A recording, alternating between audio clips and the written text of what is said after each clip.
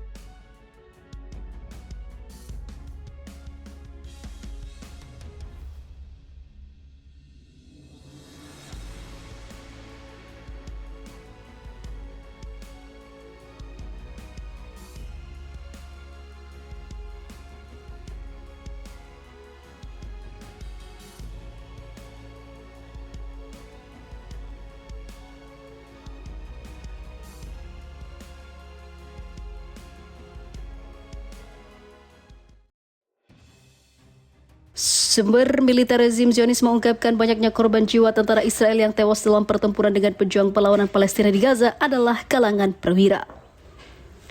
Menurut jaringan Al-Mayadin, media rezim Zionis mengutip sumber militer Israel mengumumkan sebanyak 27% tentara yang tewas dalam perang Gaza adalah perwira dan 3 komandan brigade, 4 komandan batalion dan banyak perwira senior militer lainnya telah tewas dalam peperangan melawan militan Palestina.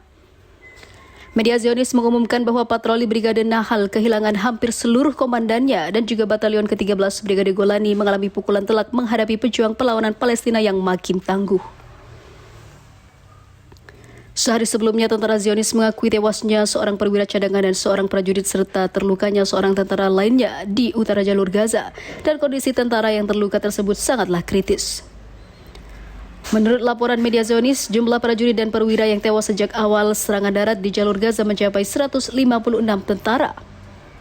Namun, fakta lain terungkap. Hamas membongkar jika ribuan tentara IDF telah menjadi korban tewas dari pertempuran tersebut. Di sisi lain, Mayor Jenderal Eliezer Toledano, Komandan Departemen Strategi dan Departemen Ketiga Staf Umum Tentara Zionis, menyatakan bahwa perang di Gaza akan berlangsung berbulan-bulan. Sebelumnya, Yair Golan, mantan Wakil Kepala Staf Umum rezim Zionis dan anggota Knesset, mengkritik keras kinerja Menteri Perang Yoav Galan dan proses pertempuran di Gaza dengan pejuang perlawanan. Menurutnya, tidak ada cara lain selain mencapai kesepakatan dengan Hamas. Ketika menjelaskan situasi di lapangan di Gaza, Golan menyatakan bahwa tujuan yang diumumkan oleh otoritas Israel untuk mengalahkan Hamas bertentangan dengan kembalinya para tahanan. Dia juga mengklarifikasi bahwa biaya perang ini bagi Israel sangatlah besar.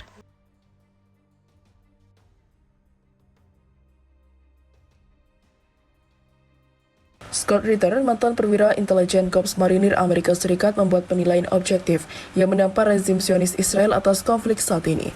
Dia menilai Hamas meraih kemenangan besar atas militer Israel. Dia memberikan penilaian objektif termasuk mengadopsi pengakuan resmi rezim Zionis Israel bahwa serangan Hamas 7 Oktober 2023 setara dengan serangan 11 September 2001 yang melanda Amerika. Dia tak setuju bahwa serangan 7 Oktober tersebut sebagai serangan teroris, karena itu adalah serangan militer yang menumbangkan kesombongan militer dan intelijen Israel. Hamas telah mencapai kemenangan besar atas militer Israel, kata Ritter dalam artikel dikutip dari Palestine Chronicle. Elemen dasar dan kemenangan ini sudah ditetapkan dengan baik, lanjut dia. Ritter menawarkan analisis unik mengenai apa yang terjadi 7 Oktober antara milisi Hamas dan militer Israel di Israel Selatan. Israel telah menggelonggongkan serangan yang dilakukan oleh Hamas terhadap berbagai pangkalan militer dan pemukiman militer Israel sebagai tindakan terorisme besar-besaran, menyamakannya dengan serangan teror 11 September 2001 terhadap Amerika, tulis Ritter. Masalah dengan klaim Israel bahwa klaim tersebut terbukti salah atau menyesatkan, lanjut dia yang mengkritik klaim pencapaian militer Israel dalam perang melawan Hamas. Hampir sepertiga dari korban Israel terdiri dari petugas militer, keamanan, dan polisi. Terlebih lagi, ternyata pembunuh nomor 1 warga Israel pada 7 Oktober bukanlah Hamas atau faksi Palestina lainnya, melainkan militer Israel sendiri. Video baru-baru ini dirilis menunjukkan helikopter Apache Israel tanpa pandang bulu menembaki warga sipil Israel yang mencoba melarikan diri dari supernova Sukkot gathering yang diadakan di gurun terdekat dekat Kibbutz Shrem. Pilotnya tidak dapat membedakan antara warga sipil pejuang Hamas. Banyak kendaraan yang pemerintah Israel tunjuk sebagai contoh kedurhakaan Hamas dihancurkan oleh helikopter Apache Israel, paparnya. Klaim Reuters didukung oleh informasi baru berdasarkan penilaian keamanan Israel sendiri dan diterbitkan surat kabar Israel Haaretz pada hari Sabtu pekan lalu. Reuters juga membantah klaim Israel yang banyak diantara diulang oleh pejabat barat dan media arus utama. Pemerintah Israel harus menarik kembali klaimnya bahwa Hamas memenggal 40 anak-anak dan tidak memberikan bukti yang dapat dipercaya bahwa Hamas terlibat dalam pemerkosaan atau pelecehan seksual terhadap seorang wanita Israel. Laporan saksi mata menggambarkan para pejuang Hamas sebagai orang yang disiplin, tekun dan mematikan dalam serangan tersebut, namun tetap sopan dan lembut ketika berhadapan dengan tawanan sipil, kata Reuters. Pertanyaan yang muncul ketika mengapa pemerintah Israel berusaha keras untuk membuat narasi yang dirancang untuk mendukung karakterisasi yang salah menyesatkan dari serangan Hamas Gaza sebagai tindakan terorisme. Jawabannya, karena yang terjadi pada 7 Oktober bukanlah serangan teroris melainkan serangan militer.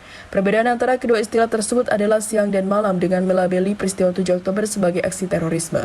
Israel mengalihkan tanggung jawab atas kerugian besar tersebut ke pihak militer keamanan dan badan intelijen lalu ke Hamas.